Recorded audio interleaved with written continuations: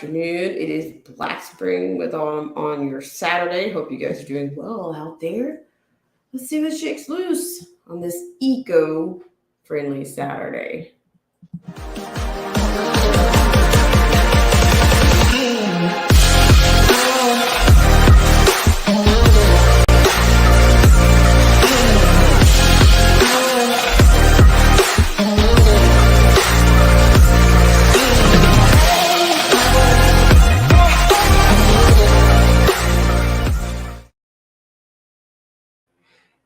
Good evening. It's Black Spring with Autumn on your Saturday. Hope you guys are doing well out there. So nice to see you.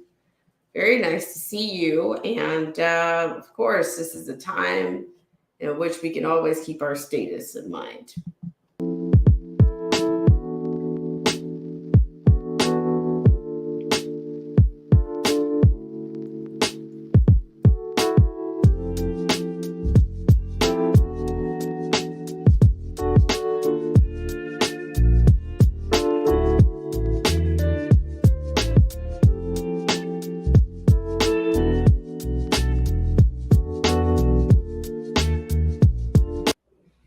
All right, guys, thank you so much for tuning in to this segment of Black Spring with Autumn. I hope you guys are doing well on your Saturday. So, just a couple of things.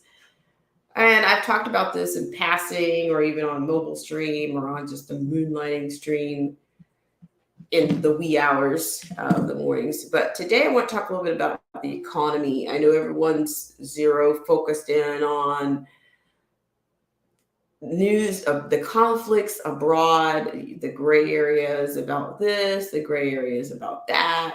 But I want to talk about the economy, things that are not really being laser focused on. So we're going to start with, of course, we're going to go to Forbes. We're going to talk about AI's role. We're also going to talk about, we've talked a little bit about the economy in terms of not only just store closings, but the amount of missed car payments that are out there. What I can see is signals of where things are going. And so, yeah, I hope you guys are doing well out there. And hello to Gary Gage. Nice to see you, of course. And the Friendly Outcast, thank you so much. And shout out to Marcy T. Thank you so much, the Friendly Outcast, for joining us. And then the Samoan Watchman. So thank you guys so much. So we're going to kind of pivot around, I guess, kind of I guess I could say the nucleus, I guess, would be just the economy, the signs, and then the workforce, the amount of layoff, the anticipated layoffs, the role of AI, and just other signs. So if you guys want to share anything that you see on the ground, of course, I'll put the pendulum out later. But first, I want to get started with, I want to talk about, we had a little conversation not too long ago about autonomous repossessions of vehicles. So, in the patent that Ford applied for not too long ago. But let's go with that story first. We're going to first start with a story that comes from the Business Insider. I'm going to start with that, and then we're also going to take a look at a grocery store that is that's allegedly Atlanta's first AI supermarket. And if I were going to go into this on from a spiritual angle, you almost pretty much know where I would go with this. But first, I want to go to I want to go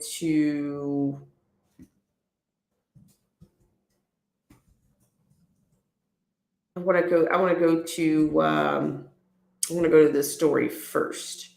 I want to go to this story on the signs that we have. Yeah. So we might even get back and talk a little bit about the patent, the Ford file for the patent for the autonomous repossession of vehicles, or semi-autonomous repossession of vehicles. So yeah, hope you guys are doing well out there on your Saturday. Let's see.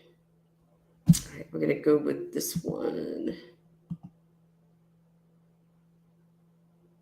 Yeah, it's a self-driving. Yeah, if you don't pay, this is what's going to happen with your vehicle. Uh, so we'll go back in that. That they're working on the self-repossessing car technology. That's the patent that they filed. So we'll go with that. We'll start with this one first. We'll start with a report, and then we'll go there, and then we'll go to the grocery store, and then you guys can chime in. We're available. Yeah. So hope you guys are ready.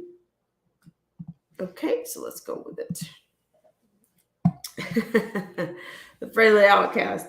Okay. All right. So let's start with our business outside, the business insider. I almost said the business outsider, but let's go with the story first, and then we'll go with the patent. And I'm not sure if anybody's experienced anything like this before, even if it's abroad. If you're joining us from abroad, please feel free to share any of your experiences once I bring our lovely pendulum out. Okay. All right. So let's go with it. All right. So let's see. According to this, make sure you guys have full scale out there. All right. So this is released an hour ago that apparently more people are missing car payments in another ominous sign for the economy. So this is published by, I guess, a pen person under the pen name of Polly Thompson. Okay, as you can see, you have this is an analyst predict auto loan delinquencies will keep rising into 2024. The main points here is that a record number of subprime borrowers are behind on auto loan payments by more than 60 days, okay, or more, according to figures from Fitch Ratings reported by Bloomberg. The rate hit 6.11 in September, the highest since records began in 1994, and was up from the 5.93% recorded at the start of the year. Analysts predict that auto loan delinquencies will continue to rise into 2024 and peak at about 10% before they start to fall, per CNN. The high rates of delinquencies indicate that many low-earning workers, in particularly, are struggling amid ongoing high inflation, a rough jobs market, and the resumption of federal student loan payments following a pandemic-era freeze. High interest rates are also having an impact, with many turning to borrowing to cope. In the second quarter of this financial year, credit card debt surpassed $1 trillion for the first time. The New York Fed surveys history in the New York Fed surveys history. Sorry. Though delinquency rates do not necessarily mean a recession will happen, they often reflect a struggling economy. Margaret Rowe, senior director at Fitch, told Bloomberg, quote, subprime borrower is getting squeezed. They can often be a first line of where we start to get the negative effects of macroeconomic headwinds. More than a third of Americans are considered subprime borrowers, according to an Experian study, meaning they have lower credit scores and are deemed less likely to meet their repayments on loans. As a result, they usually have to pay considerably higher interest rates.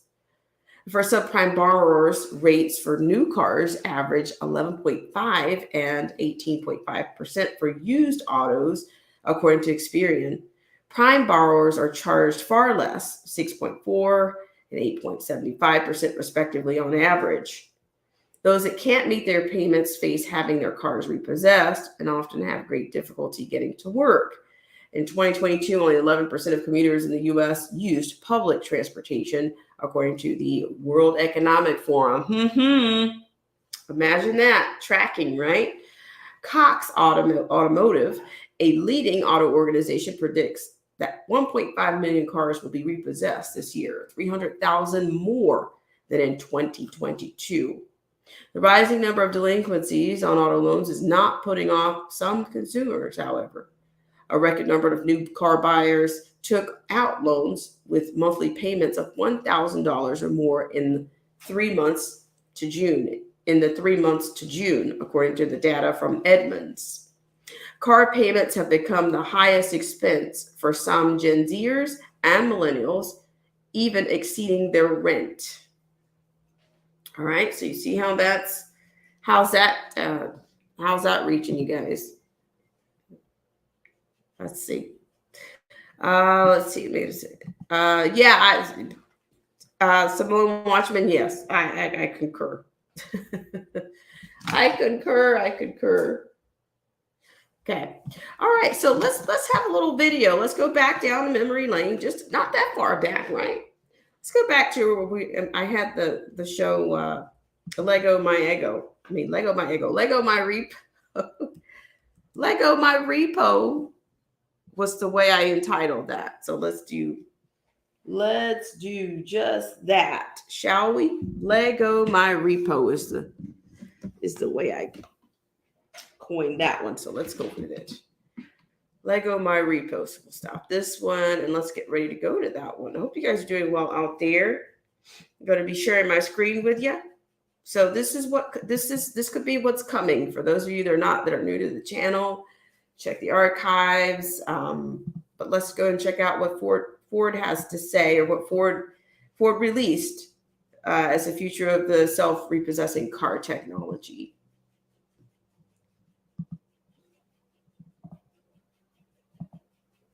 On technology that in theory allows cars to turn the car in itself, essentially repossess itself if a driver falls behind on payments. Kelsey Kernstein is here with how this new idea could become a reality. Kelsey? Hey, Adrian. Yeah, so this is not what consumers want to hear, especially when the average monthly new car payment is nearly $800.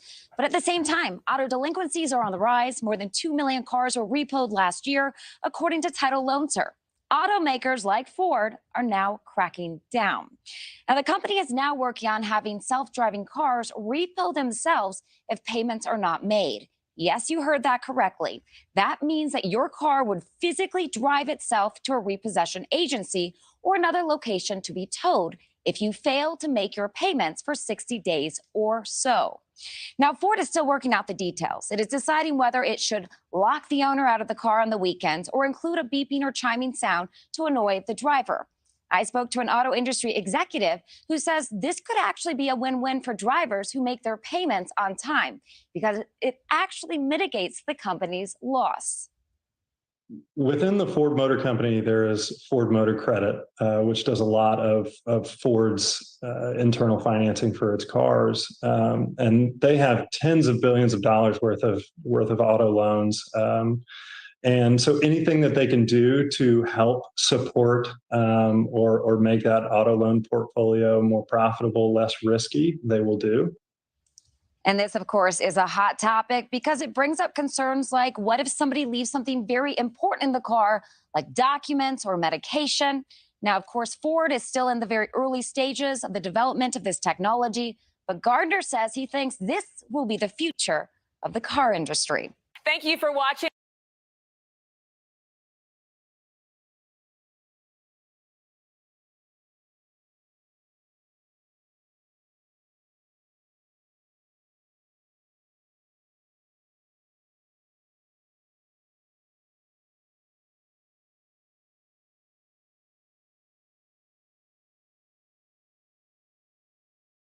Sorry about this. So as you can see, there's a little bit more than just a conversation that's going on regarding, delinquencies and subprime borrowers, and it's not just, it's a little bit more than a conversation, and I think it could be a reality. I really do. I do, and I think it's probably going to come faster than. Because there again, what did Schwab say? You'll own nothing and you'll be happy. I mean, and it's the middle class is getting squeezed, and it's going to be the have and the have-nots. Okay, what I'm going to do is I'm going to put the pendulum out right now. I would imagine that some people have, some of our friends here. Derek C. Williams just came in with the heavy. Keeping us honest and welcome, Derek C. Williams. Thank you so much for tuning in. So I am going to put the pendulum out there because I have been curious about what's going on, and whether it's a metro area, The people that are taking public transportation. Some people in the larger cities, they're already, they're not depending on their own vehicles as much as some people in other places. It's definitely going to reach. It's going to reach home. In some shape or form, it will. So what I'm going to do, I'm going to put the pendulum out. And let's see if anybody wants to chime in on this particular topic. So we call this the people's pendulum. Pain. We've called it pain at the pump. However you want to spin it. Spin, spin, spin. Stretch, stretch, stretch with us. Stretch, stretch, stretch with us. Gary Gage says, I don't like that. I'm sure there's a law against the high cost of necessary items. Let's see. Okay, and then Joseph Francis Burton, thank you so much for coming in.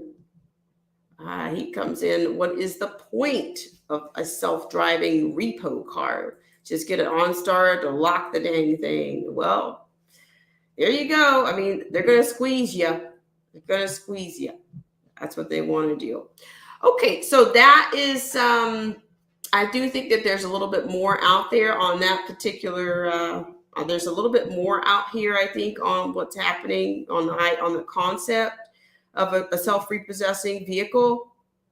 But they have filed. Let's see, they have filed for the patent. So let's give you one more source. Let's give you one more source on it.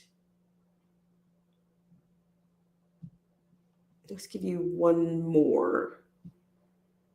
Car Coach reports.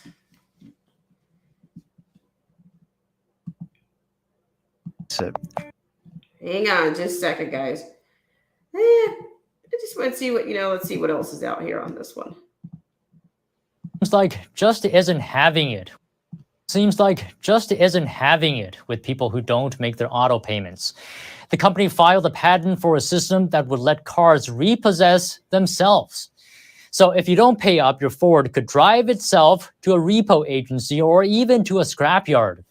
Ford explained the idea behind the patent. It says when car owners refuse to make payments several times, it often leads to confrontations with lenders. And this technology, this patent, aims to address that. Let's see, we're going to answer the door. It looks like what we have is Derek C. Williams. Derek C. Williams, thank you so much for joining me on this Saturday. Hope you're doing well. How are you? Yeah. Shout out and respect due to Black Spring with Autumn Intelligence done right. How you? I'm hanging around, Derek C. Williams. I'm rolling with the punches. Yeah, living my life day by day like Rambo, man. Ain't nothing changed. Ain't nothing going on but the rent, man. Yeah. That's absolutely.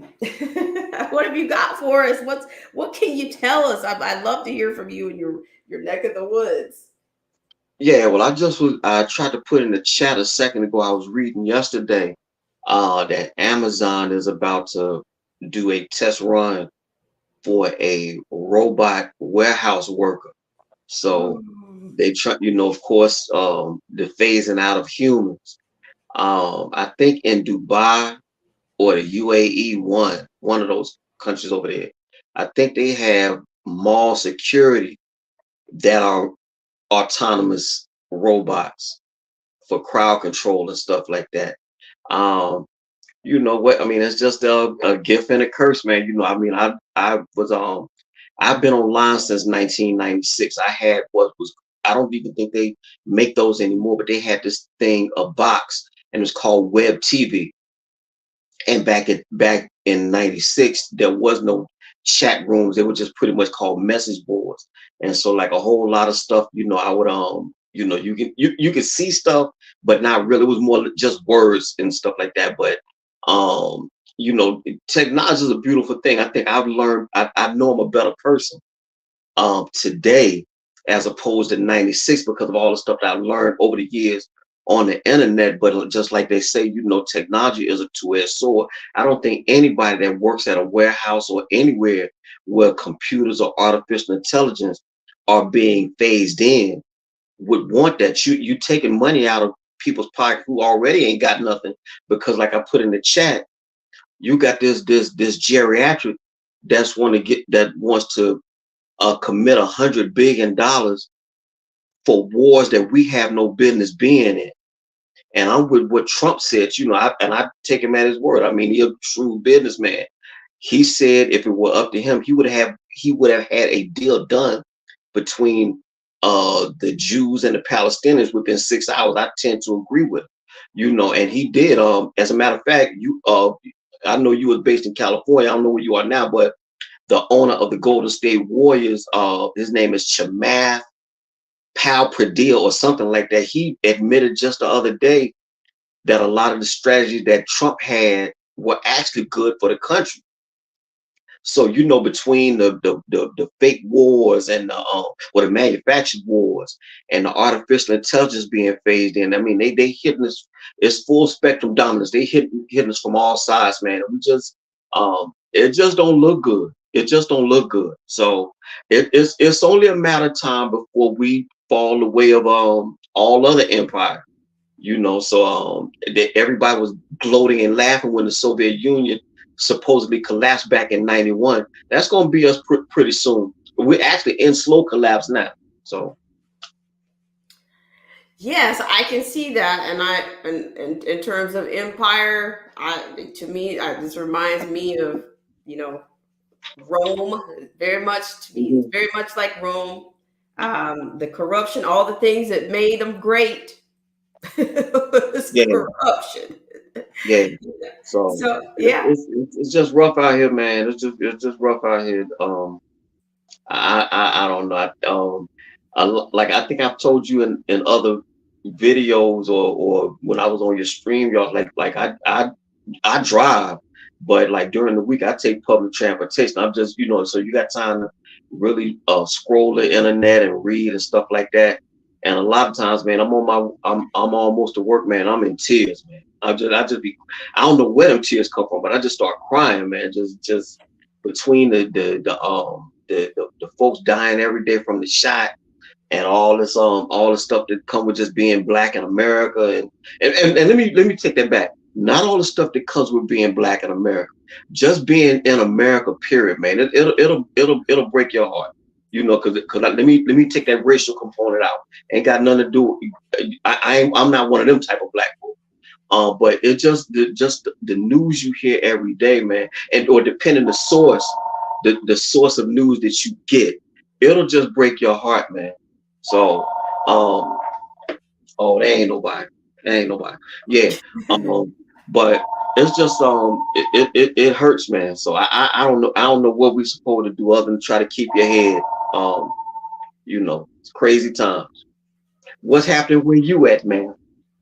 Well, I'm actually not. I'm no longer on the Golden Coast of the West Coast. I'm actually in Southeast, the deep Southeast. I'm back to a different other.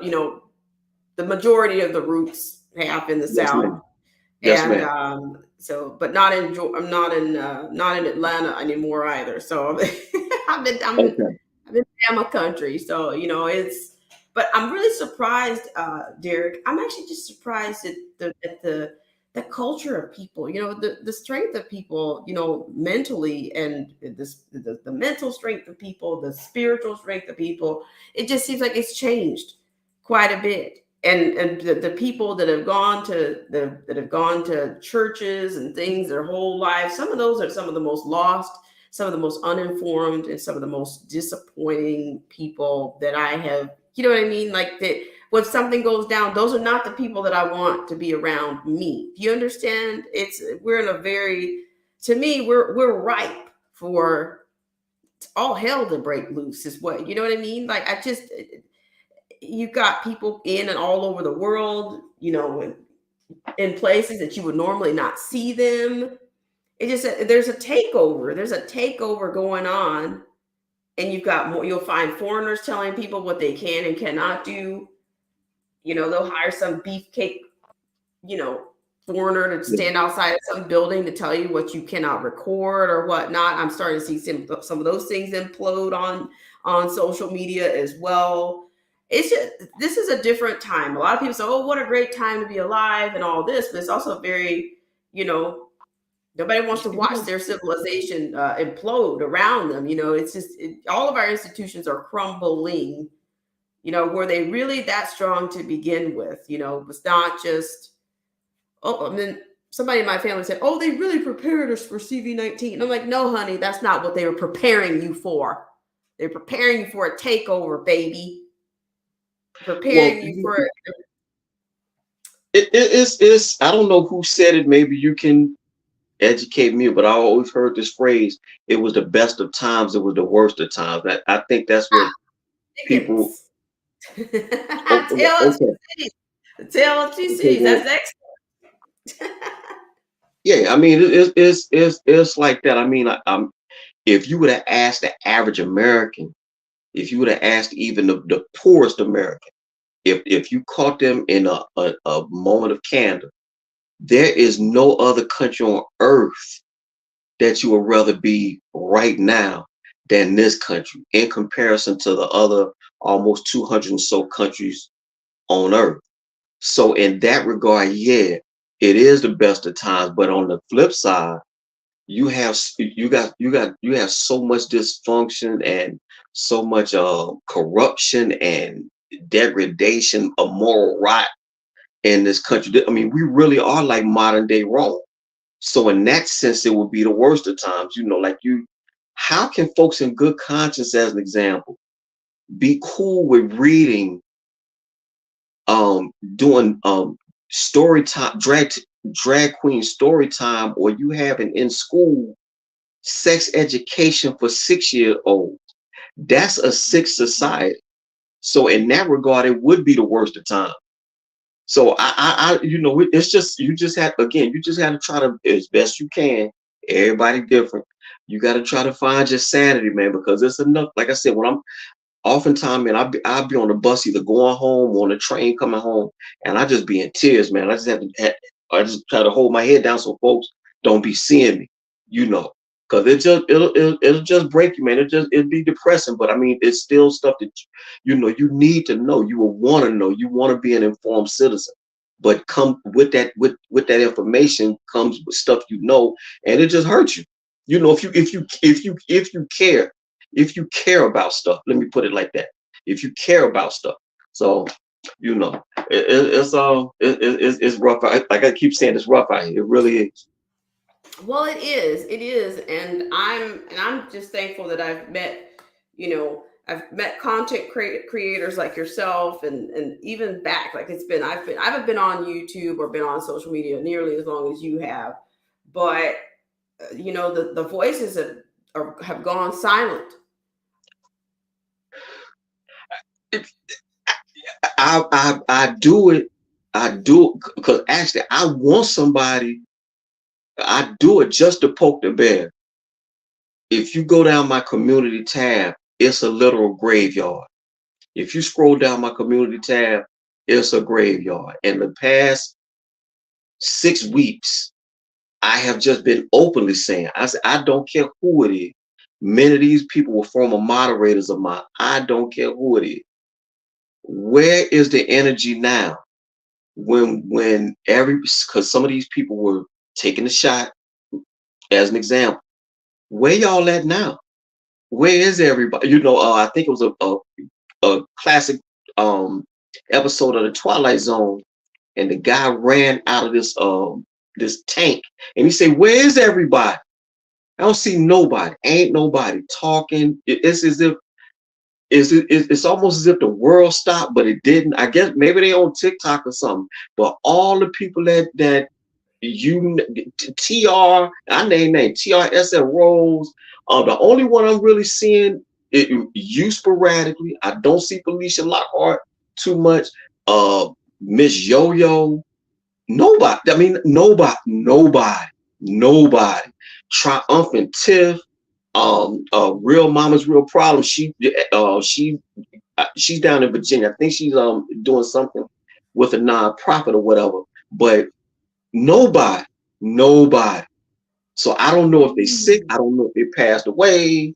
I don't know. But what I do know is ain't nobody around no more. I told Miss Yolanda in the comment section this morning, this ain't 2020 no more. It ain't. It just ain't fun no more, man. It just ain't fun. And so, but like I said, for myself, I put last thing, salute to Uncool Paranoia. What it is that, like I said, my thing at this point, I just put up what I see, what I think may be relevant on the community tab, because ain't nobody watching no videos, ain't nobody putting up no video. I don't know what's going on. It's just sorry now. Well, I know exactly where you're going, where you've been, and I'm in there with you. And let me just say hello really quickly to Uncool Paranoia. Uncool Paranoia, how are you? What's up, y'all? Yeah, you're right, Derek. We're most certainly not in Kansas anymore. I tell you that. It definitely feels like a drought out there, especially even on my own channel. Because now that I have time to make content, it's like stuff comes from every direction to try to steal your time. Like, oh my goodness. But yeah, I was just listening. I just want to come in and share my thoughts about all this crazy stuff, because it is what it is. And Derek, you most certainly have a crazy community tab, brother. Whew. Yeah, I got to give it to you for keeping track of all that. That's wild, man. Yeah, it's like I said, because what I've starting to realize, start coming into 2022, 23, wasn't nobody putting up no content, and then if you put up content, it's not. I mean, I've always said that this is YouTube. You put up stuff of your own volition. You put up little snippets of your life and stuff like that. But what I've noticed is that even people with 10, 15,000 subscribers, they getting 80 views. Ain't nobody looking at nothing. So I figure like, well, maybe if you just put it in a bite-sized chunk, like the community tab, if it catch your attention, great. If not, that's fine too. But that's, like I said, I don't know if they're on TikTok. I don't know where they at. I just don't know. So it's interesting that you mentioned that, because I've definitely noticed there's a channel I follow specifically. There's 21,000 subscribers, but when this individual goes live, there's maybe 14 people in the chat. And then on the videos, you might get maybe 300 views if you're doing good on a long form video. It's like the attention span of everybody is just simply destroyed, like done. Nobody's watching this stuff. So I guess people feel discouraged, to even sit down, and it takes a long time to research, have your notes and your outline and your script if you do that, and then sit down and edit and put it all together and then do your upload. You feel like you've done a great job, but then you might get 200 views max, at least for channels our size. So it is a bit discouraging. So it's interesting that you mentioned that. I feel like the short form content has pretty much destroyed the dynamic of what we've been doing for years and what content creators have been doing for years. And I feel like that was the goal. That was the goal, to destroy the cognitive understanding of the average individual. So people, they can't sit still anymore. Like, and if it's not flashing lights, if they don't have that little Mr. Beast text on there that's jumping up at you, nobody wants to watch it. It's like, if you're your brain, stem isn't firing as when you look at it, it's like, I don't want to watch it. Like, yeah. And then it's like pulling teeth to get people to click a link. Like, yeah, we can only do certain things. Yeah. On PooTube. Then yeah, come and watch my stuff over here on BitChute and stuff like that. Man, good luck with that. Good luck with getting them to click on that link. So I don't know. I feel like it was by design, Yeah, I would agree with everything you said. At this point, man, it's just you just like I say, it's YouTube. You put stuff up that you think is relevant, stuff that you feel passionate about, and I guess if you build it, they may come. Not if you build it, they will come. At this point, so I don't know what's going on, but my own theory, ever since about 21, once they start cutting out all the big people. Once they start chopping, Alex Jones was one of the first. But once they start chopping people for their point of view, I think that scared off a lot of people. And I guess from what I understand, it's a little bit more freedom with TikTok, a little bit more freedom with Rumble and all that. But the ease in which you can put videos up on YouTube, I think that's the difference between night and day.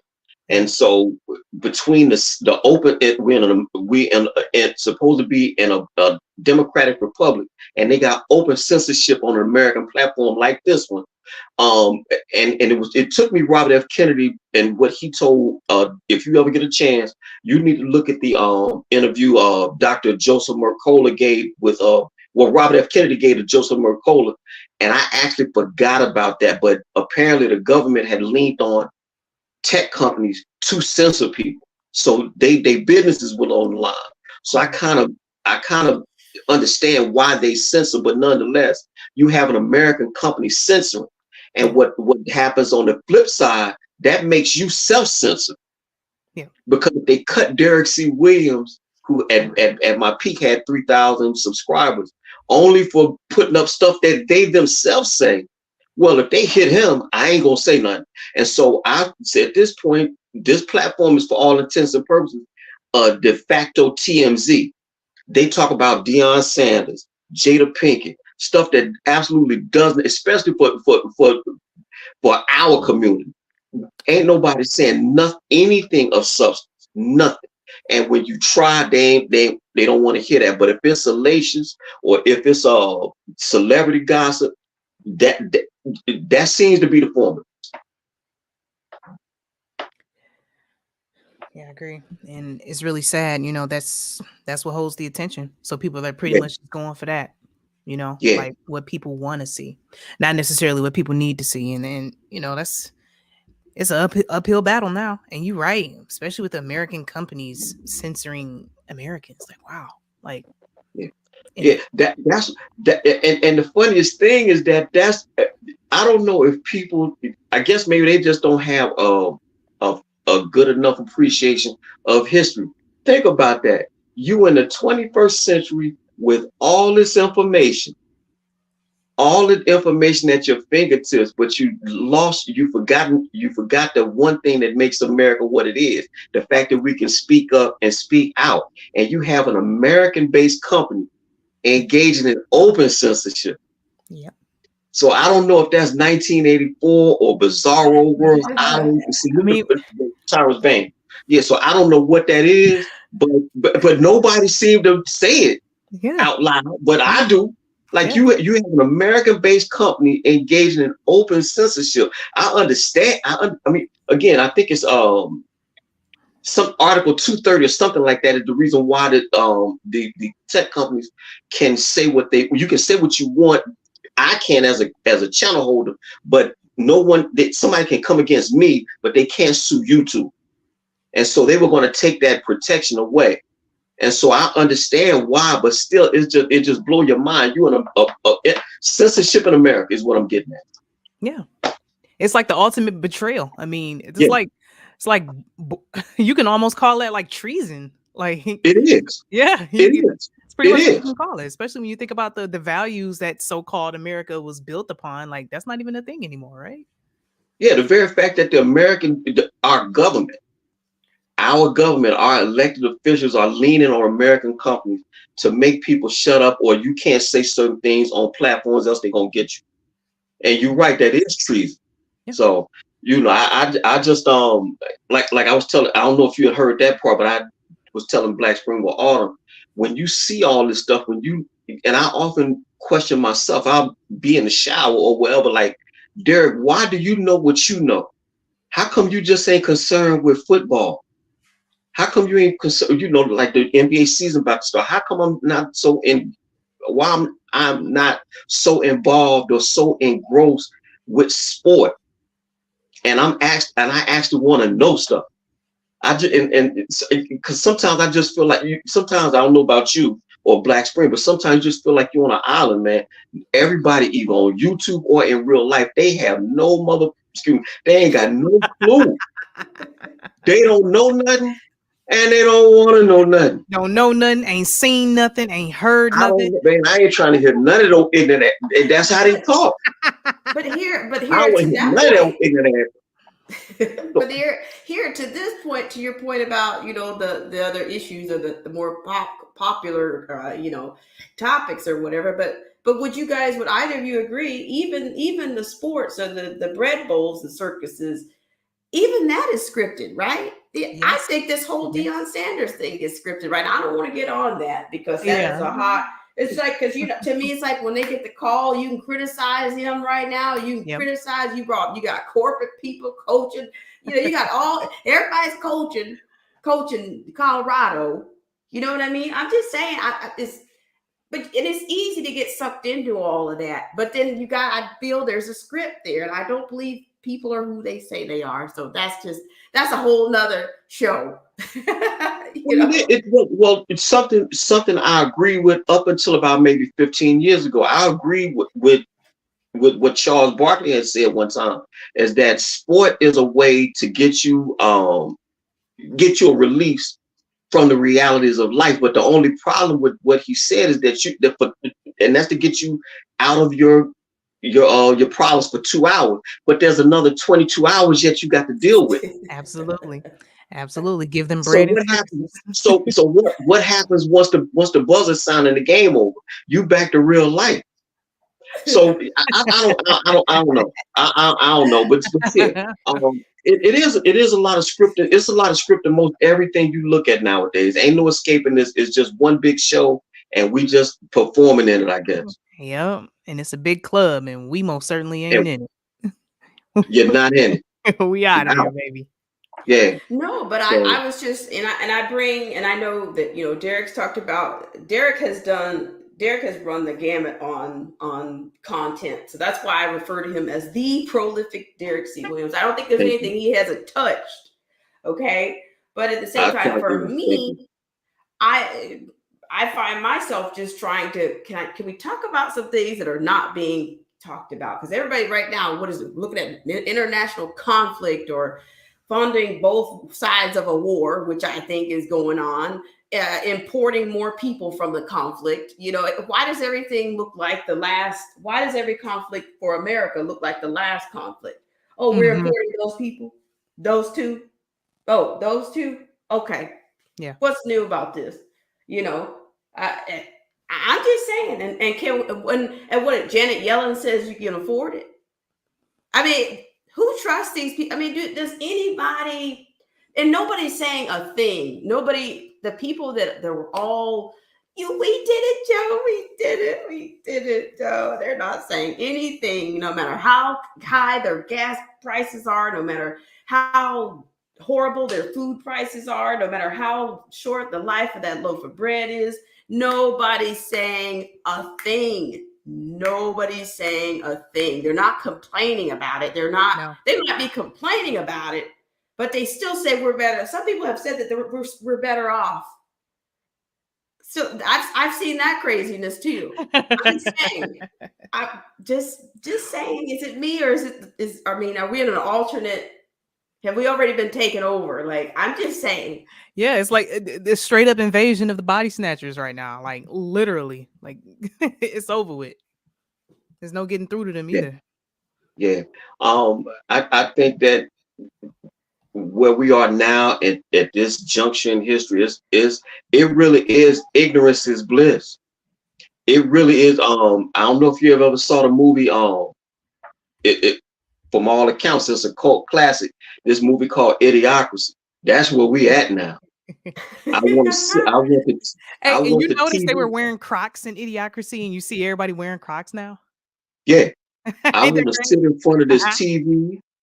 I want to sit in front of this TV or this screen. I want the screen to wash over me. I want to sit on the toilet while I'm watching my smartphone. I want my chips. I don't want no trouble. And here in Philadelphia, they had a lot of men for some reason. I just want to stay out the way. Stay out the way of what? First off, you're a man. We tackle problems. So, but a lot of times, all you hear, I just want to stay out the way. But that's it. I just want to sit and watch the screen. I don't want no trouble. Whatever. That's them. Nobody care about nothing until it hits your house. Then then of course it's a different ball game. So well, we've got salute the Freedom's March. Yes, Yeah, that's exactly where I was going. We got a lot of we've Right. got the Freedom vets Smart in and the chat. the Hey, brother. vets in here. How Freedom you Smart. doing, Freedom Smart? yeah, that's my man. Salute to the death. And oh, let me tell you something too, Black Spring. Um, my my community tab, I said, is pretty much a graveyard for all the people who passed from the shot. I'm in healthcare, but it was actually Tyrance Bain that actually woke me up even more about the whole thing of and I'm in healthcare, admittedly. He woke me up to the problem of vaccines. And once I started looking into it, I said, oh, Lord have mercy. It just go to show you can learn a little bit from anybody if you just stop and open and humble yourself. Because I think Snap Turtle is an electrician by trade, but I'm in healthcare. Never knew that it was a problem. Never knew. But it just goes to show you, man. You can learn. Don't nobody know everything, but everybody knows something. So salute the definition of anarchy. I have never looked at the vaccines the same, and it just opens you up to other stuff, because if you go down that rabbit hole, it takes you in other places too. Our health system is corrupt. Our governments are corrupt. Racism is a scam. All these wedge issues. We just got problems, man. We just got problems. I don't know when we got problems. yeah. I don't know if we'll ever right the ship. I don't know, but again, it's incumbent upon uncool paranoia yourself. Everybody who may see this, you have to keep your sanity, man, in a crazy world. Yeah, and I'm trying to do that. Like I mean, to come back here, it's draining. It's draining on this outside to step out of that little tube, to step out of that outside tube and come back in here and just see, like, to just kind of feel your way around. Let's see who's out here. Let's see if any of the stars are going to align or who's going to come in. You know, I'm stunned every time. But the longer I stay away, it seems like the better the response is, because I guess some people got the message that I was on just now. Because sometimes you get on, you maybe have 2 people watching, or you'll have 5 likes, but 2 people showing that they were watching the whole time. It's just, you know, I'm just saying, it's deception, it's manipulation, it's triangulation, it's everything. I just think everything is, you know, it's working against us. You know, at times it seems that way. It seems that way, but I'm glad you guys are here and you came back, and please keep doing what you're doing, because I'm telling you, once we go dim, or once our candles blow out, I'm telling you, like, this is therapy for me. Now that might be an overshare, but that's real. This is therapy for me, because how many people out there are, you know, have the same process or you know what we know? You know what I mean? You have fewer people. You're echoing, your ideas and thoughts echo in your own mind outside of this. Well, I'll say this, and then I'll drop down. I got a little run to make, but I first off, salute to your chat and thank you for having me on. I would just say, I just repeat what I said a second ago. Sometimes, Black Spring, I'm on my way to work and I just start crying, man. And I look at the people on the bus or on the train, or I'm in the food store, and they just so oblivious and they happy. But this guy here from Philadelphia, his name is Maj Toure, he founded a group called Black Guns Matter. And something he said in an interview is that they took him off Twitter. Well, the hell with it. I'm just going to go make another Twitter page. And this is my 4th YouTube channel. And if they take this one, I'm just going to make another one, because I think it's important. If you got something to say, man, as long as you draw breath, you should speak up. Like Sister Soldier said, you should speak up with authority and conviction. If not, sit down and shut up. I ain't doing that. I'm not worried about I'm not worried about being debanked. I'm saying it on YouTube. I'm not worried about that at all. I'm not worried about none of that. I'm not worried about my employment. I'm not worried about none of that at all. As long as I draw breath, I'm on all my man. You say, Derek, we never out of work, and you know why? Your next job is to find another. I'm not worried about none of that. But I feel like I have something, coming out of Mississippi. I think I got something to say. And so I'm gonna say it. So what I'm gonna do, I'm just gonna make another YouTube channel. So I'm not afraid. I'm not afraid. I'm not no imposing dude. I ain't no thug, none of that. But I know what I know. And I think that, and I would hope that once I do close my eyes and my daughter see any of these videos, she gonna say, well, yeah, my daddy, he tried to say something. Now, if it touched anybody, cool. But my daddy wasn't scared, and I ain't scared. So just thank you for having me on your platform. So if they take this one here, I'm just gonna make another. Period. Long as they got the platform. So that's just how I get down. So thank you for having me on your platform. I'm gonna see you around YouTube. Salute to your chat, Uncle Paranoid. I always mess with you. So y'all take care of yourself, all right? Man, Thank you too, so brother. much, Derek C. Man. Williams. And ladies and gentlemen, Derek C. Williams. And thank you for coming on. Yes, ma'am. Y'all take care of yourself here. You too. You too. All right. Uncool. I'm so glad. I don't even know what to say. It's just like,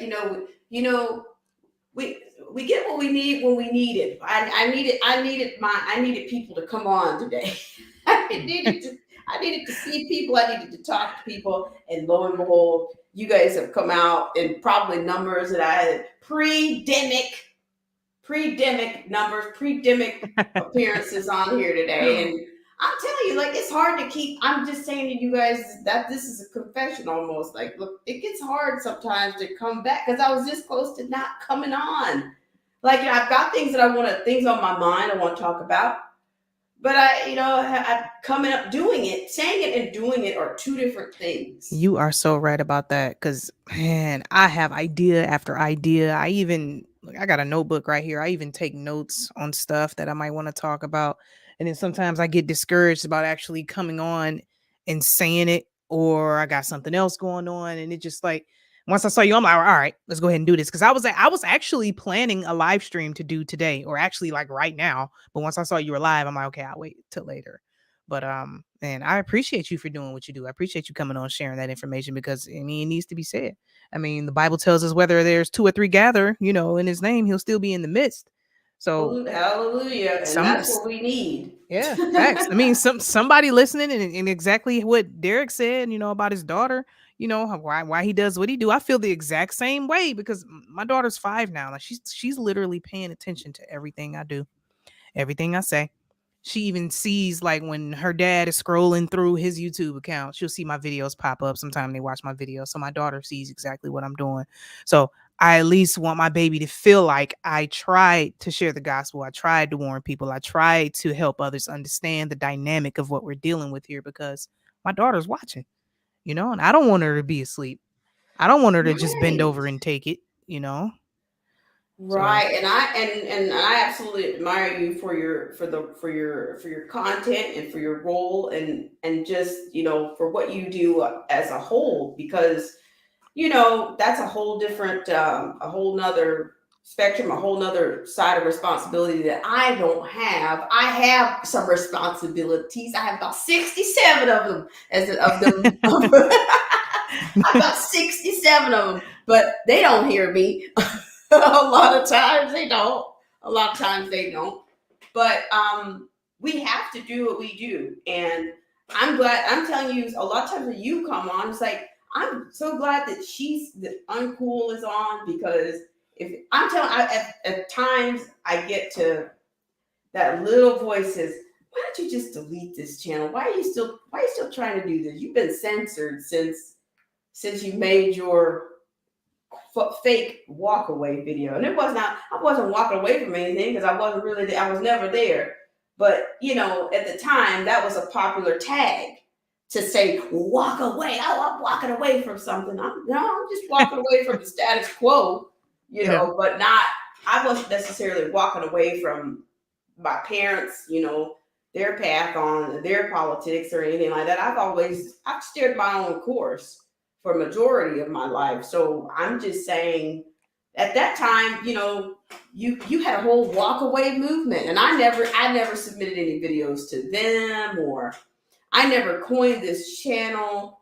oh, here's conservativenews.com. I might as well, let's just voter box news. How about we call it that? The voter box with black screen.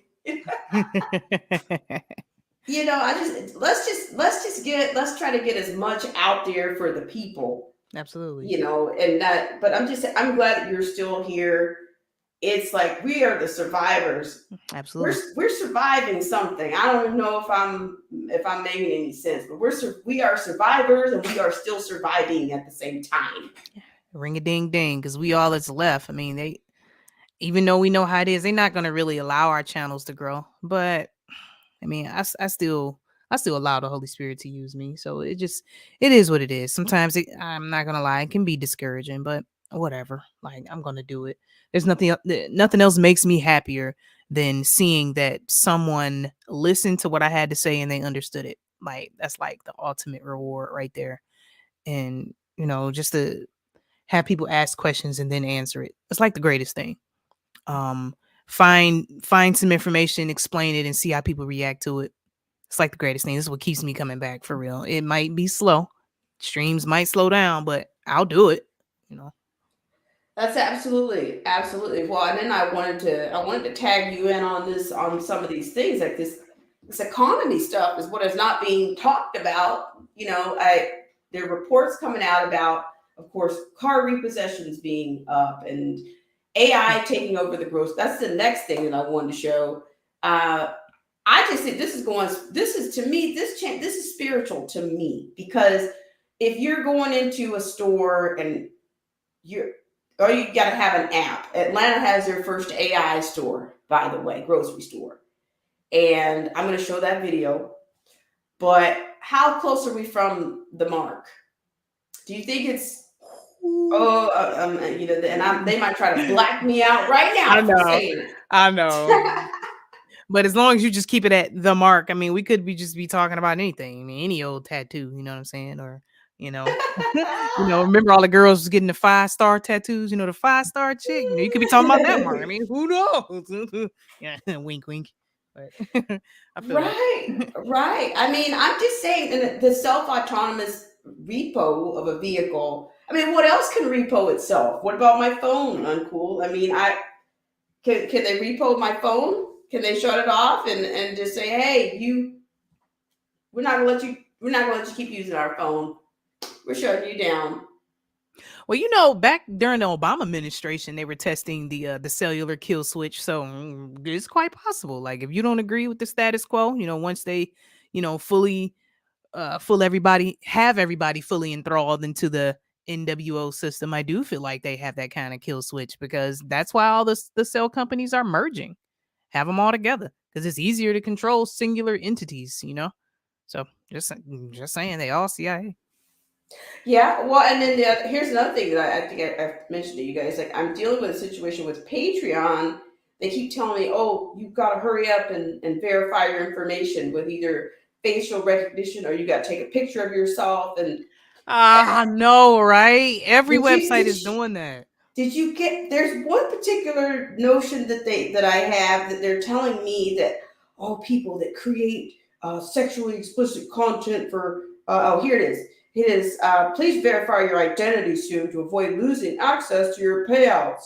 We're required to verify that all creators sharing sexually explicit content or content that includes nudity are at least 18 years old. I'm not doing anything like that.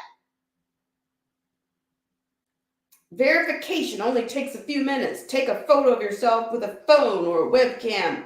Yeah, Take a photo of the government issued ID, like a This is passport or driver's license. You see what they're doing? Yeah. You see what they're doing? Yeah, this is the beginning baby steps of full-on bio-digital convergence, full-on scientific dictatorship, full-on verification systems. Because once the MOTB, you know, mark, pretty much takes over, I mean, everything is going to be in that one, you know, track trace database under some kind of verification system. I mean, verifying and checking and quantifying is going to be the name of the game.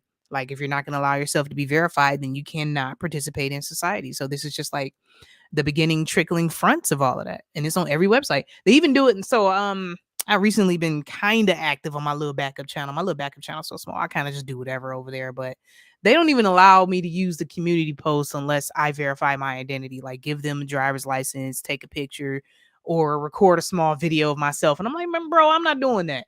Like, my little backup channel is so small, I don't even care about the community tab over there. They was like, okay, so you have to produce enough content for them to deem you worthy to give you access to the community tab, or to even pin comments in the comment section. Like people comment up under the video, you know how you can pin it.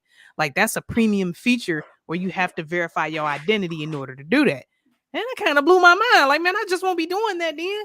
Like, I'm not about to Right. show you papers to use social media. Like, who do you think you are? Right. And that's what I'm saying. It's like they're telling us what to do. This is my content. This is Yeah. my identity. You're trying to tell me how to do it, when to do it, where, how to do it, or if to do it. If I don't, that's not a choice. It's like that you don't have a choice. That is That's how they want it to be. Like, and then I'm like, well, I just won't use it then. Like, I don't have to. Like, I don't have many people over there anyway who's going to be able to see it. So, just like that's how FaceBarf did me too. Facebook, that's how they locked up my first account. I was reaching too many people talking about I had to prove my identity and verify myself.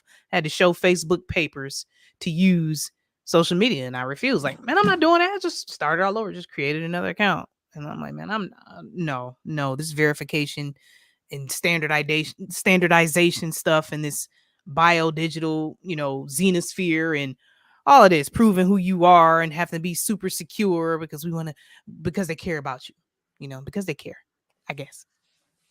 Whatever that means. it's a definitely it's a bit much. But let me just say to Derek C.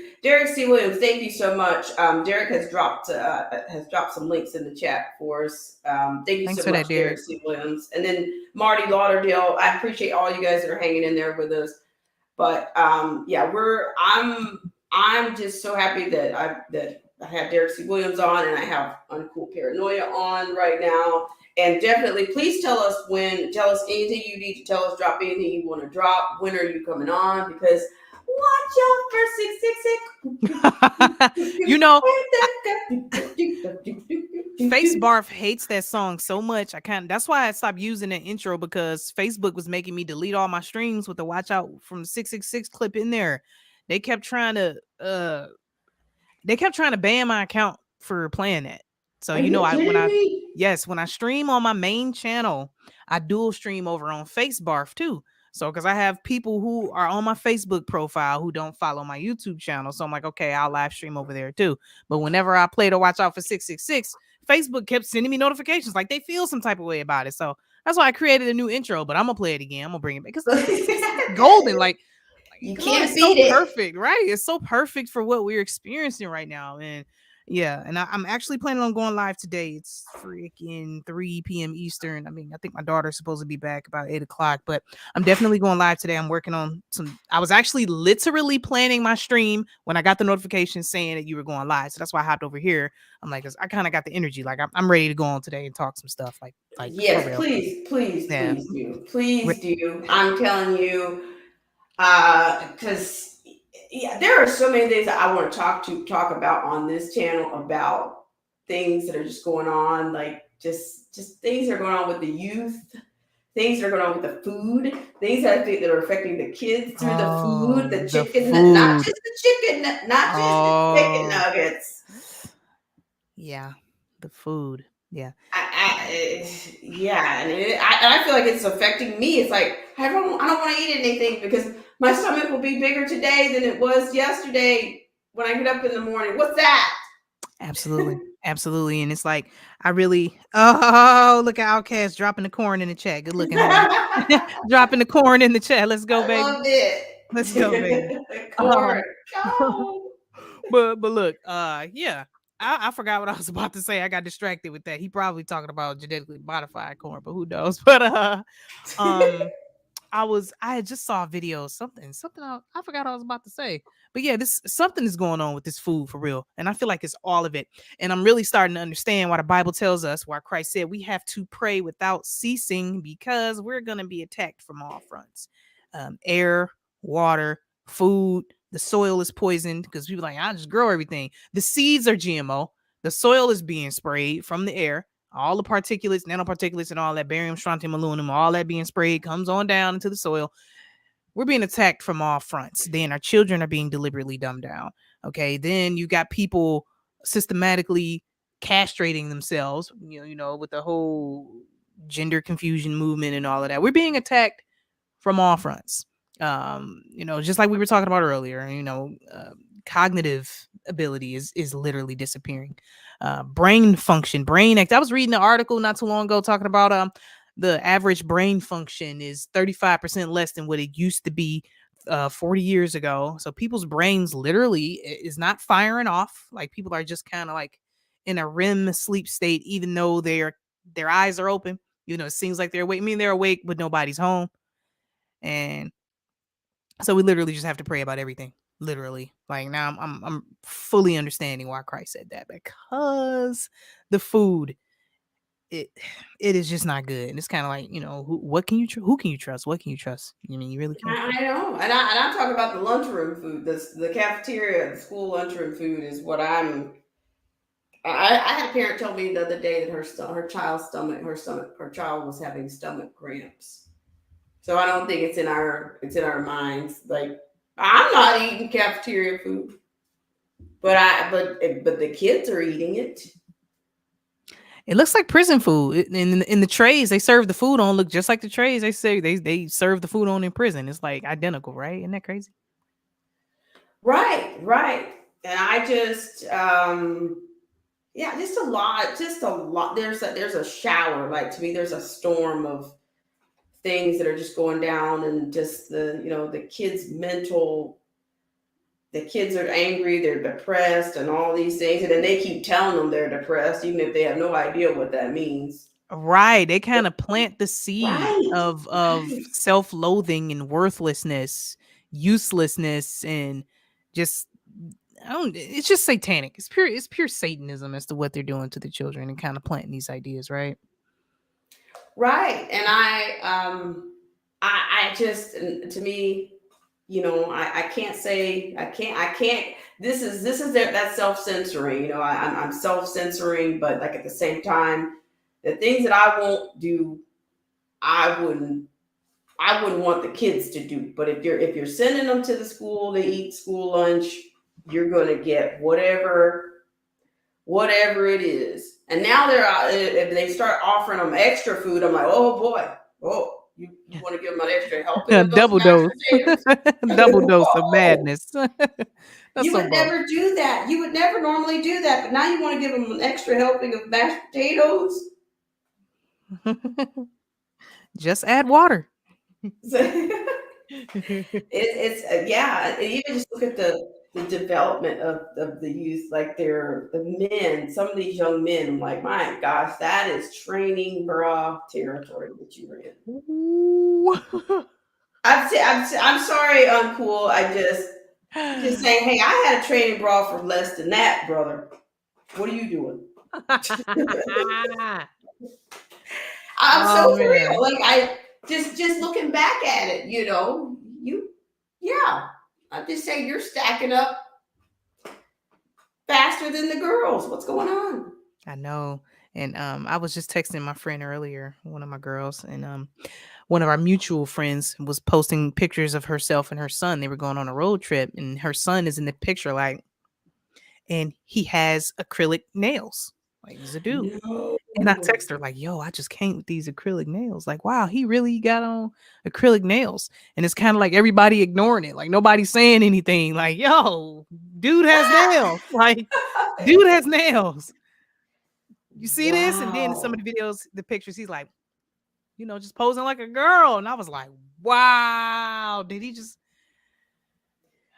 It's kind of amazing, right? I mean, and but then what is your theory on this? Okay, because here's a moment, because I don't have any kids, but I don't think I would you allow your daughter to have an actual job, a professional nail manicure done with fake nails?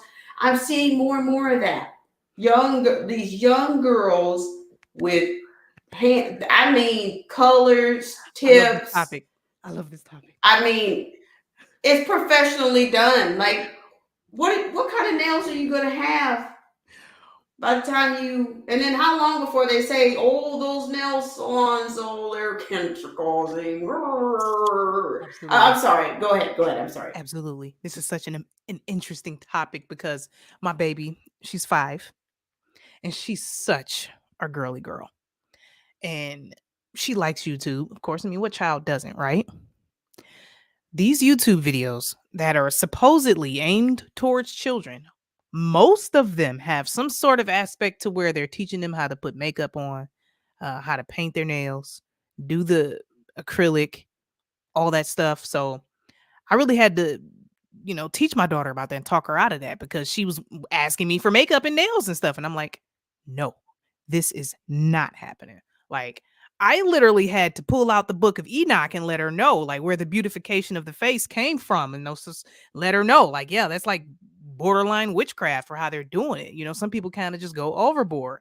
I would not be allowing my child to do that until she's of a decent age. What age that is, I don't know. I haven't decided yet, but I just kind of have to play it by ear. But I know good and well 5, 6, 7, 8, 9, 10 is not it for acrylic nails and full-fledged facial makeup. Not yet. Nope. Not happening. Not happening. Because why are we beautifying the children in such a way to where they look older? Like, why are we doing that? Shouldn't we want them to remain in a child's place? Wouldn't you want your baby to look like a child to where an older man might not feel like he's attracted to her? I'm just saying. That's just what I'm saying. Like, I don't want my baby looking attractive. She's a child. Right. Yeah. I mean, but I'm telling you, it's like even some of the most like this one particular girl, like she doesn't do hair, or she hasn't done hair or anything. She's basically wearing cowboy boots and all this stuff. And all of a sudden one day she's got like ice princess nails. Like, I mean, I'm talking about like bejeweled. All the nails are like different, whatever. One nail has texture on, the accent nails has got. She can't even do anything with these nails. She can't even use her fingers anymore. How old is she? Probably 10, 9 or 10. Wow, they that long to where she no longer has Right. They were dexterity? long and they are like, yeah, we're talking heavy nail. We're talking about the grown and sexy club kind of nails. Ah. I mean, I just say, what is wrong with these? And are those cheap, by the way? I'm cheap. I'm No. probably cheap. So I just figured that's not like a 30. There's no more No. $20 manicures. No, a full set. $25 manicures. A full set with just shellac, just like something like this, is $45. This isn't even acrylic. Okay. Mm-hmm. Now, Okay. once you start to add the acrylic in there, you're especially if you're doing a manicure and a pedicure, you're uppers of $100. Period. Well, Period. these nails. 45 for the hands, 45 for the feet, and that's just minimum. That's with no kind of design, no acrylic, or nothing.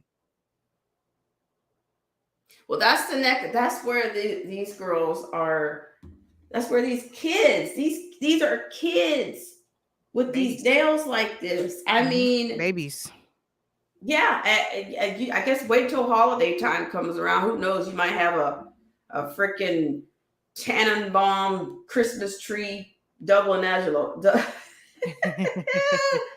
Yeah, it's really getting programmed on PooTube because as I sit, I would sit and watch my daughter to see what she's interested in and stuff like that. And I'm like, oh no, baby, we can't watch that anymore. They're all they're doing is playing with toys and super skimpy clothes, putting all this makeup on and these French tips and acrylic nails, full sets. They're wearing wigs, like fully, like full costume on. Full costume, looking like they trying to look like they 21 years old already, and these are children, and that's what most of the channels are. And we all know how wicked the fashion industry is, and it's just so unfair that they're stealing the innocence from the children because we're in the days of Noah. Like, when you ask how close might we be to the MARK, well, pretty freaking close, since the children pretty much don't have innocence anymore. Now the state is taking away the parents' ability to have a say in whether a a plan is in place if their child identifies as some other kind of gender, like they're only doing it to where they can only discuss that at school, where they don't have to do that with the parents, taking away the parents' ability to make these pertinent decisions away from the child. Um, it's insanity. It's Satanism, and it's like smack dab right there in our face. And it's really sad, and it just really just lets us know what time it is. Like you better believe the gospel and get saved, because we here, baby. There's no going back. There's no saving this. There's no changing it. There's no removing it. There's no flipping it upside down. Like, it just is what it is, because it's prophecy. Period. Well, I really appreciate you sharing your perspective on that, because there is no, you're right. Then when I go down just to looking at the eyes of a child these days, I don't see a whole lot of light, a lot of joy, a lot of innocence. It's very, very, it's like they have dull eyes to me. You can't, there's nothing coming in. Oh yeah. And nothing going out. There's an emptiness. There's a melancholy, like a melancholic spirit, just across the board. And you can see it on the children's faces. Like, they just kind of just like I mentioned earlier. The lights are on, but no one's home. And it's even happening with the children. They just don't have that joy anymore. It's stolen from them, because they're all, first of all, face down into their devices. They're not outside getting fresh air playing anymore. So they don't even have the opportunity to be children. They're being inundated with everything else. And then you got the toxic food that's maturing the children faster than normal. So you got the food stealing away their innocence. So, of course, and then, most people are sick. You got the childhood diabetes rate is just through the roof. So there's a lot of sad children around everywhere. And you got their parents dropping dead. So yeah, the children are going to be sad by default. And it's messed up. Well, like I said, I certainly, I get to see, I have like some limited angles, but then from the angles that I do see, they're still revealing, even though if I'm looking from the outside in, I still see some things that don't quite set. It's like, I'm not really sure if you're in the best position to, if you're in the best position to learn, or to grow, if you're just, if with all these things that are working against you and with your surroundings. So you have to be protective, as protective as you can. Absolutely. And don't think you're wrong for doing it.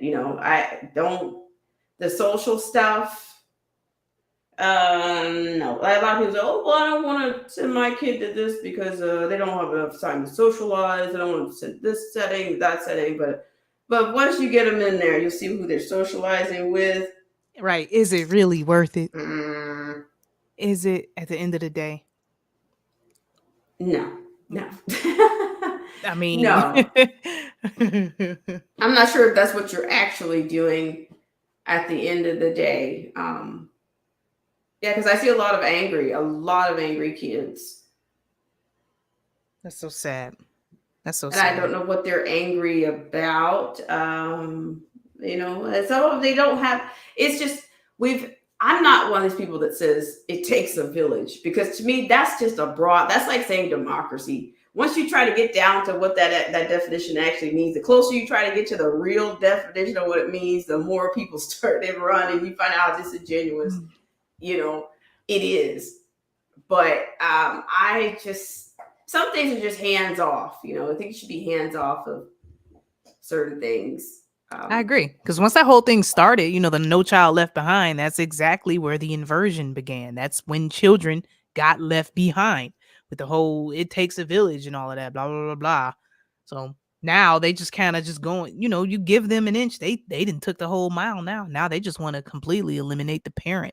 So I just feel like children are facing an unprecedented amount of pressure from every direction. Like, they're walking on eggshells. They can't say certain things. They can't express their feelings, or they might just be considered racist, or they have to dress a certain way. If they don't eat a certain food, they're not cool, or they got to learn all these pronouns and stuff like that. Like, they're facing pressures that we probably couldn't have imagined when we were that age. Like it's for the most part, it's not their fault. Like, and then you got the adults falling by the wayside. So it ultimately starts at home. You got a lot of people who just don't want to hear the truth, who just simply turn a blind eye. So that just leaves their children vulnerable to be raised by the state. And then that's when, when all that stuff just kind of trickles in. Like, how can they avoid it, right? No, they can't. I mean, to say the least, things are not the way they used to be. Is more of a huge. It's a huge understatement. I mean, but I guess this is where we were. This is where. But we've all kind of bought into it. I think that's the thing. We all bought just a little bit into just enough. And then they just kept showering you, with more and more things. And then the kids get into it. Like I remember being at the airport and I remember them telling the, announcing to the passengers, if your kid can hold a chicken nugget, let them hold their own boarding pass or whatever. Wait, what? If your child can hold a chicken nugget, let them hold their own boarding pass. And then shortly after that, the facial recognition machines came out. Wow. So I'm just saying, pretty soon they're not going to have to hold that chicken nugget, right? Right. And then that iPad that they're holding is also the tracker on them. Like I have to tell people in my family, I'm like, please stop don't turn my family members over to the freaking beast. It's bad enough that I'm turned over to it, Well, yeah. Void got a pretty great comment down here. Taking a being at the prime of imagination, curiosity, and wonder. Make them sit in the chair for 6 to 8 hours, robs them of their childhood. Wow. Ring-a-ding freaking ding. Ring-a-ding ding. Like, it is inhumane to expect a young child to sit still all day and listen to what you have to say and to apply a one-size-fits-all to 30 children sitting in a classroom. Right. That is pure madness. When you think about it, like, whoa. Like, compulsory schooling is a fairly recent thing. So, man, nail on the head, bro. Like, and then they tell, if they have that particular child who refuses to sit still, like, man, I can't do this. I'm a child. I can't do this. And then they say, he's got a problem. ADHD, medication. Like, right. And that's the other thing, they, the medicated children, that's zombie land. It gets to be, you don't really know who they are because they've been, you gotta be still. You're not quiet enough. You're not still enough. That's what we're gonna give you. But yeah, I've always been a person that thought, well, it's a school day not really too long because who's actively learning for that many hours? That's a long time. Who is? Where are the studies on that? They always say, well, the scientists say. The scientists say this, and they have the research that say this, and the experts that say this. And where are the experts that are saying how many days? Experts say. I'm saying this too, like a 6 to 8 hour day. You're controlling them with bells all day long. And then we get upset because honestly, for adults, it's too long. It's too long to sit 6 to 8 hours and say we can be focused on any task. Right. It's torture. So, I mean, I would have thought that they would have. Where are your studies on the things that people actually go through? Like, look at the kids, for crying out loud. I mean, we would have intervention that says, okay, well, several years ago, I was in a network where we would do performances, and the sponsor would say, okay, we're going to go to the juvenile delinquent facilities and where they have fights and all these kinds of things. And we're going to go and do a performance for them. And we're going to see how these children react to the music. And if in fact these performances actually reduce the amount of fights they have in the facility, in the juvenile detention facility. And then we did. And it actually did. We do think that we did see a slight change in, their points of aggression, or, the amount of fights that they had when somebody would come in and do something like that. But I'm just thinking, but I would imagine that the day is just too long. Like, the structure is too intense, what you've got set up for them anyway. So you're kind of setting them up to fail. If Right. you know they're contained, what's the problem? The containment, or the confinement, or the activities? You know what I mean? Where is the problem?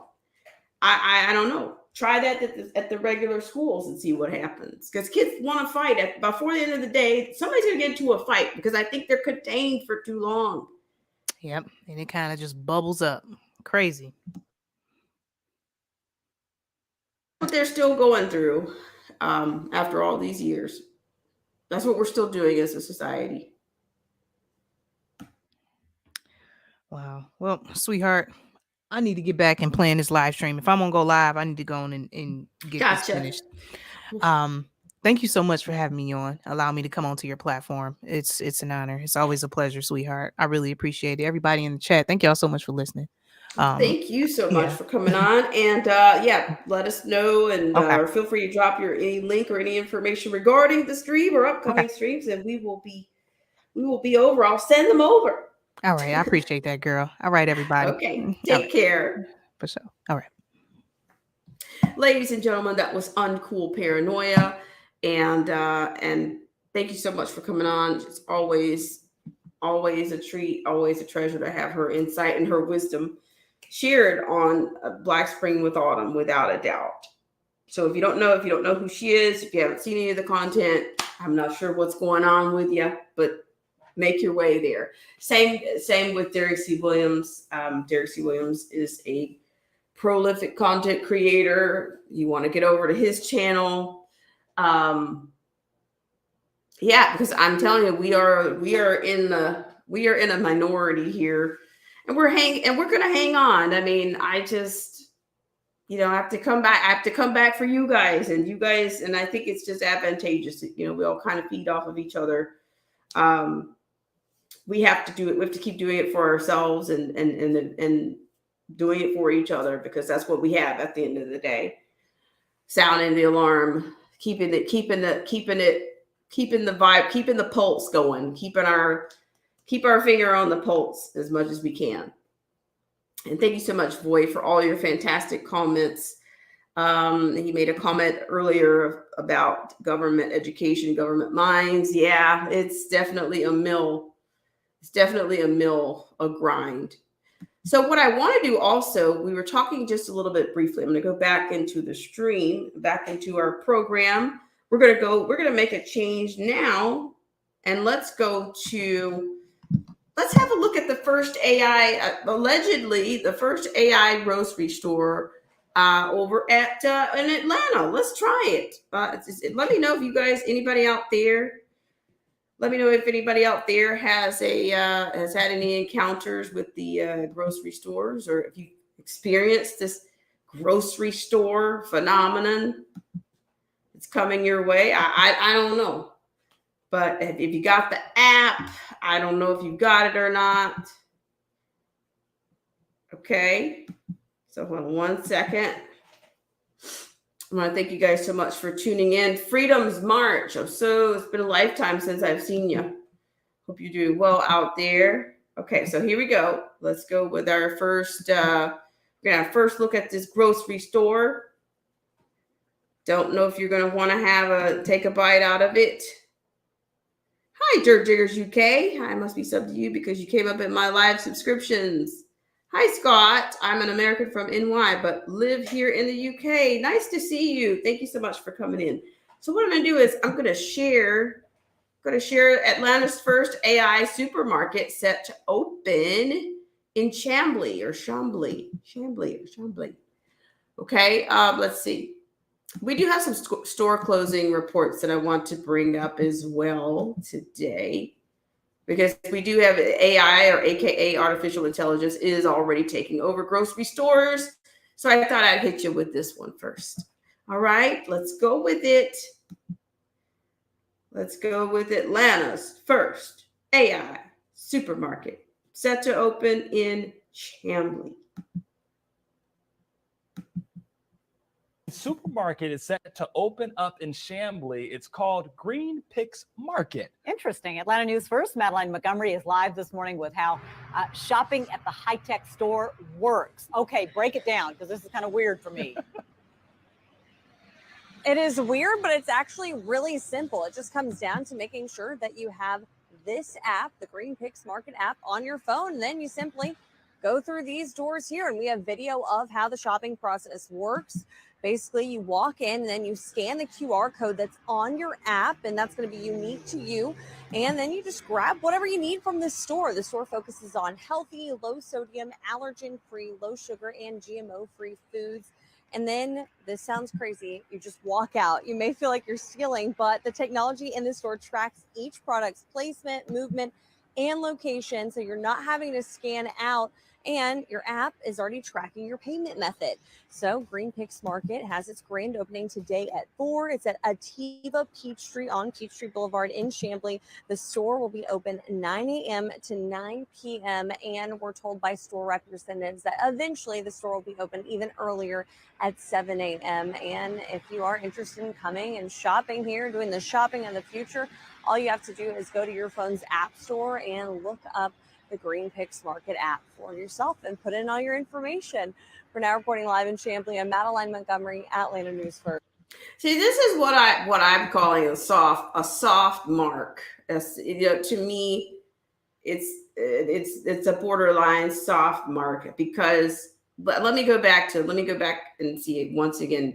How did you say this works again? You just go in and because I do believe, what was it? Whole Foods, were they the first, allegedly? Maybe they were the first one that's already got people waving their palms and everything, getting their face palm on and all this kind of business. Let's go with it again.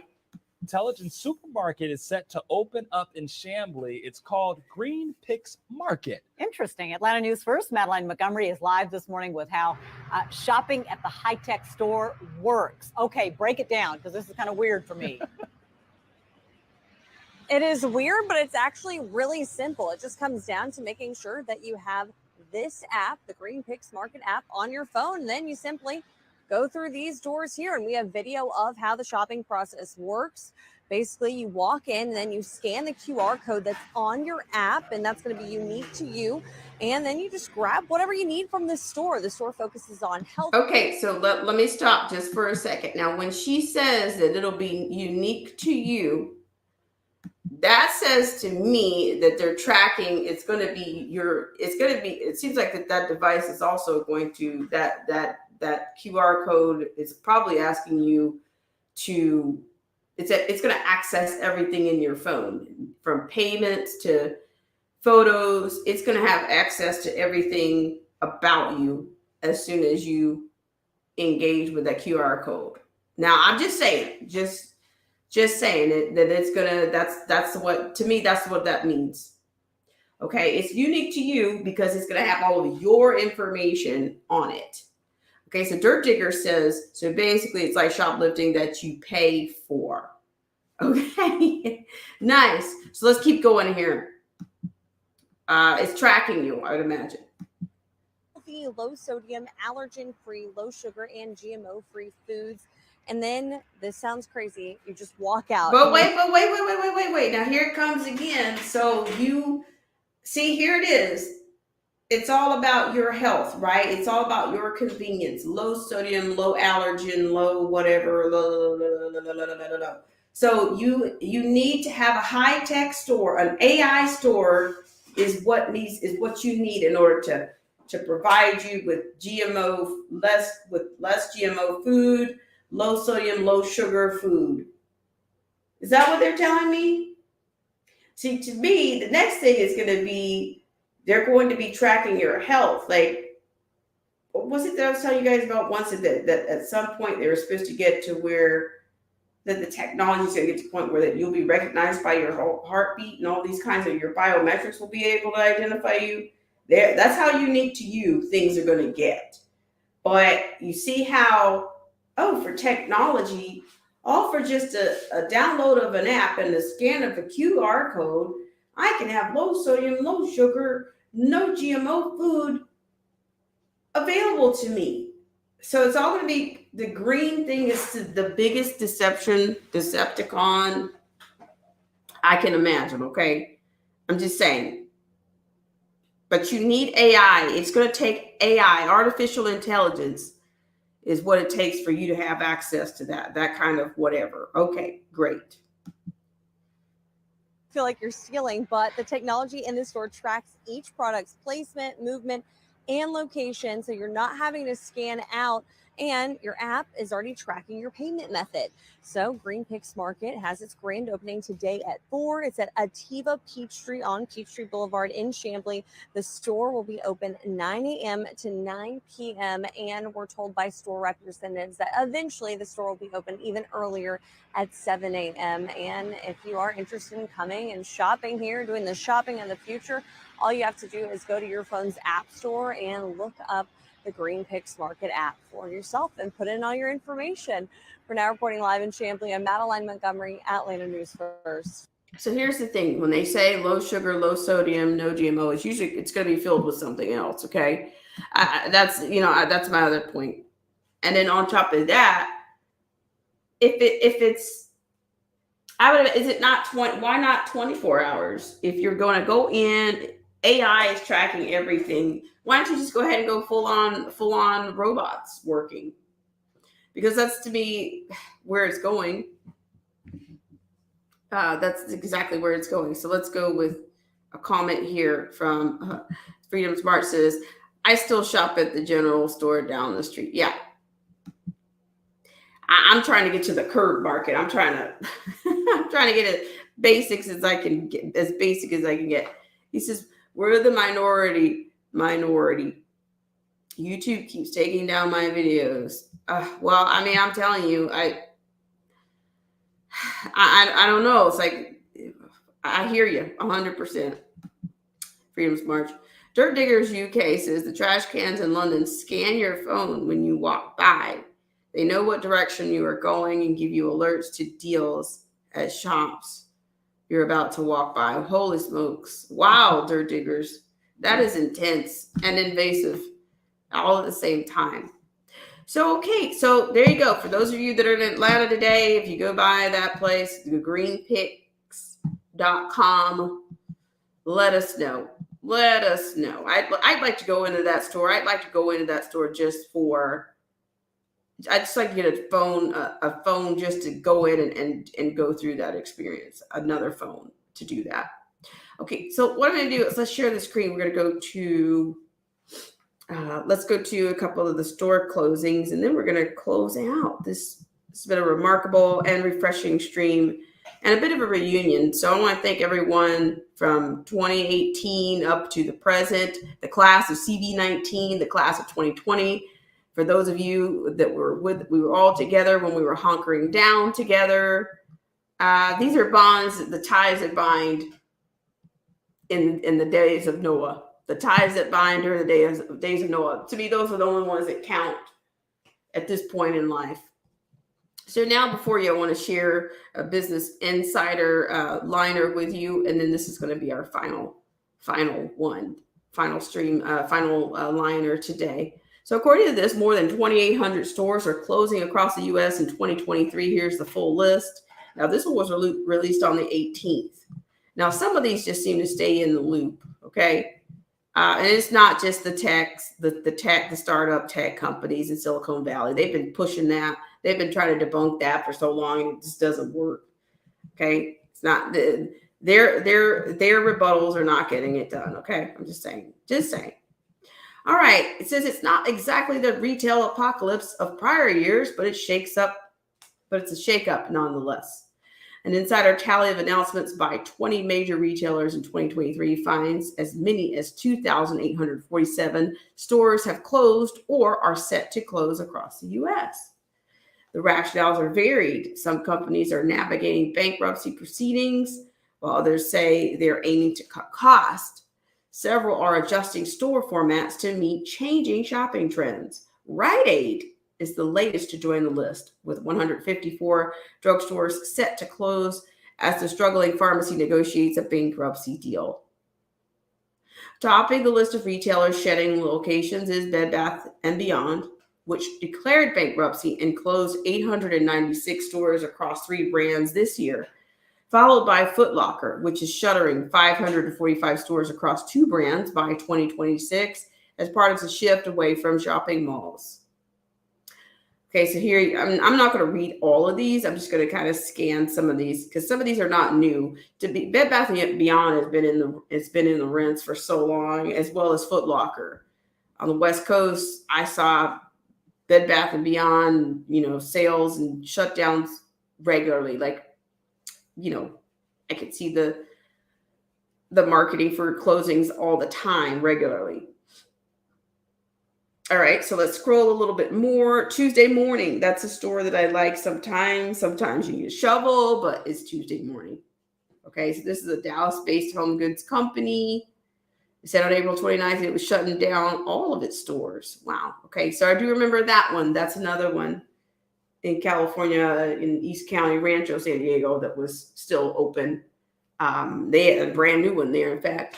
The news came after the company said in February that it planned to close more than half of its stores amid bankruptcy proceedings. Now, CVS is one of the latest ones. It says CVS 300 stores. Customer services at CVS has gotten to be really ridiculous. Nonetheless, CVS is in the second year of a 3-year plan to close a total of 900 stores by the end of 2024. As changing populations and buying patterns led the company to reconsider how many stores it needs in certain areas. In a statement in November 2021, the company said the strategy aimed to complement an expanding digital presence. Rite Aid at 154 stores. I tell you, the pharmacies are really horrible. The wait times, just that you name it. Walgreens, 150 stores in the U.S. Walgreens plans to close 150 stores in the U.S. and 300 in the United Kingdom. The company disclosed in its third quarter earnings call. The chain operates roughly 9,000 U.S. stores and did not specify which locations would close. Not sure with Christmas tree shops, 82 stores is, but of course, Bath and Body Works. That Bath and Body Works is more of a, it's kind of a vintage to me. And to me, it was like, how long can this go on? I mean, how many more flavors can they make? I mean, they've combined everything together except for peanut butter and jelly spritz, or champagne peanut butter and jelly flavor. Like, no human being smells like peanut butter and jelly. No more than no one smells like cucumber melon. So I was just wondering, after high school, how was the store?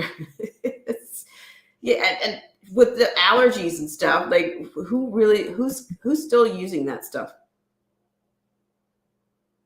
So yeah, let's scroll a little bit. But Gap and Banana Republic, that's another one that's been in the rents for a long time. Party City, I'm surprised. I've seen that one go out of business in SoCal many times, like for years ago. Walmart, 23 locations. The big box retailer is shuttering 22 stores across multiple states, citing poor performance as well as both in its remaining pickup only concepts. The closures follow a trend of Walmart closing a handful of stores across various states each year. Okay, so Target, 13 stores. Ooh. This is Target announced in September that it was closing 9 stores in New York, Portland, San Francisco, Seattle areas because of theft and organized retail crime. Eligible team members will have an opportunity to transfer to other locations, Target said in the statement. So there you go. I'm not familiar with Moose Jaw, but was it Lidl Amazon, at least 9 stores. Big Lots, 7 stores. The Real, not sure what that is. It doesn't sound real. Macy's, I'm surprised Macy's still hanging on. JCPenney's, 2 stores. This is kind of like the last of a dying, some of these are dying vintages in my mind. They've been on the brink for a while. So those are the store closings. And just one other piece, I believe, here. Let's see. Okay, so thank you so much, Marty Lauderdale. I really appreciate you for coming in. And so back to so one last tiny piece here. I get everything in. We have the grocery store, the AI. That is a little bit more on the AI reports. Forbes talks about that the artificial intelligence has the potential to help retailers personalize shopping, streamline customer service, and put what customers want right in front of them. Lindsay Matza, the global retail lead at Capgemini Group, told me recently, quote, when retailers understand the motivations that drive consumer purchases, they can reach their highest potential. That need is driving the rapid adoption of AI or artificial intelligence in the grocery business.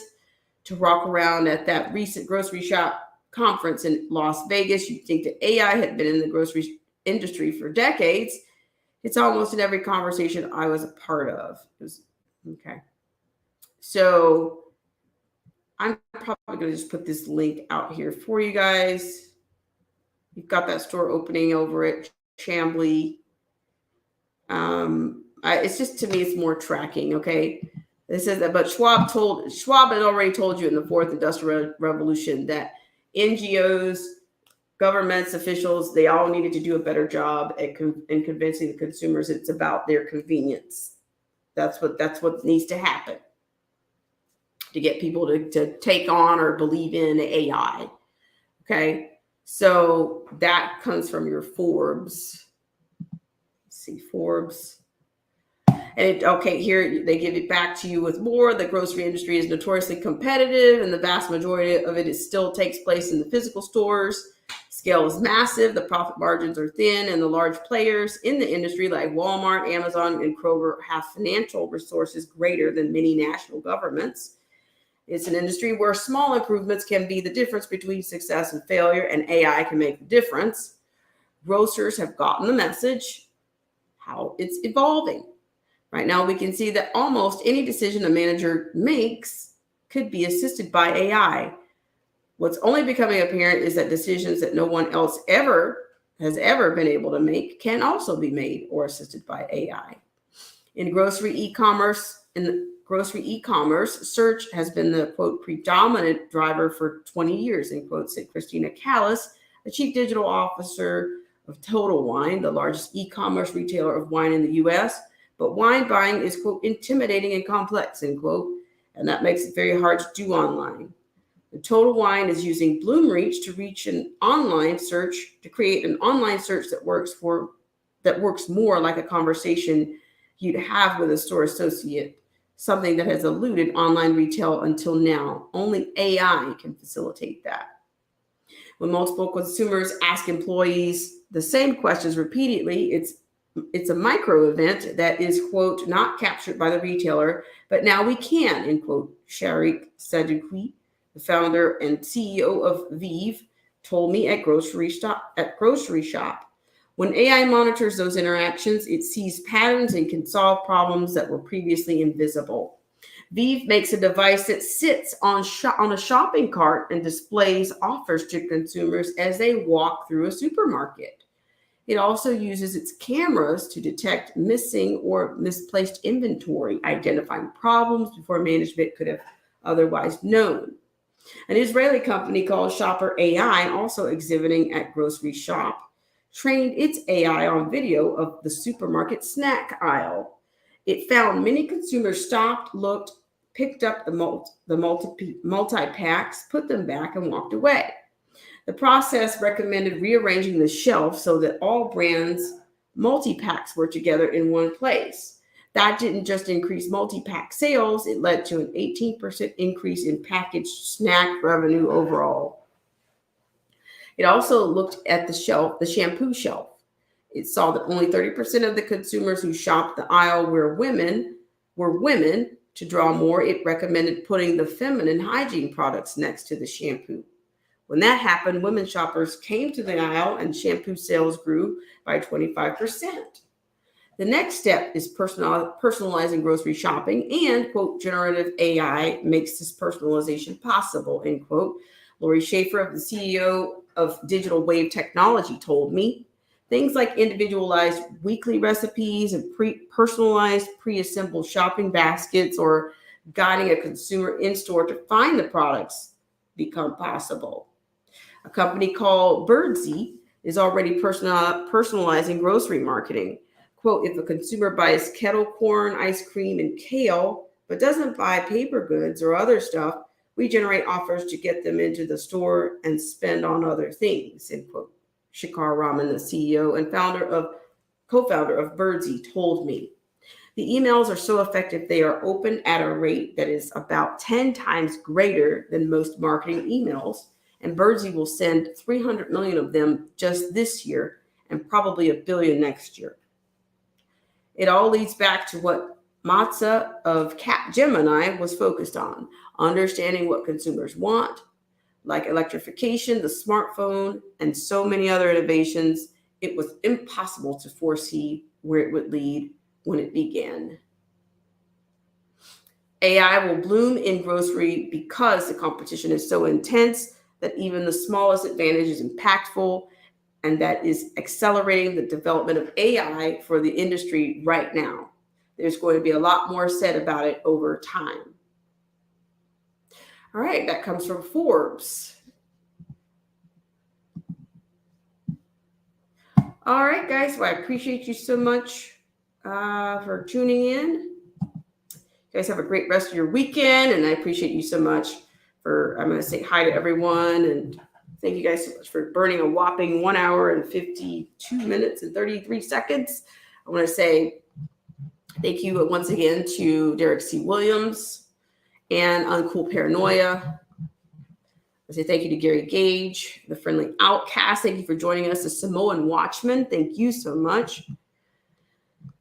Marty Lauderdale, as always, thank you so much for keeping us on our toes. And Joseph Francis Burton, Freedom's March, and 22 Ronan, thank you so much for coming in. Uncool Paranoia. I can't say enough about all of you guys.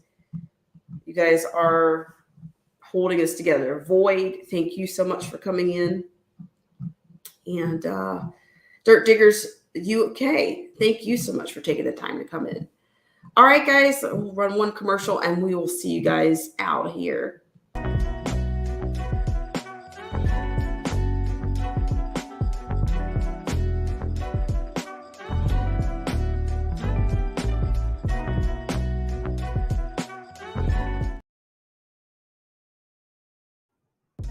This program is brought to you in part by our sponsors and our viewers like you. AZ Infidel, Derek C. Williams, Melinda, Marcy T, TDOA, Freedom's March, Independent Many United, Joseph Francis Burton, Luciano, Zero the Infinite, Uncool Paranoia, and Anarchy Television. We'll be right back right after this.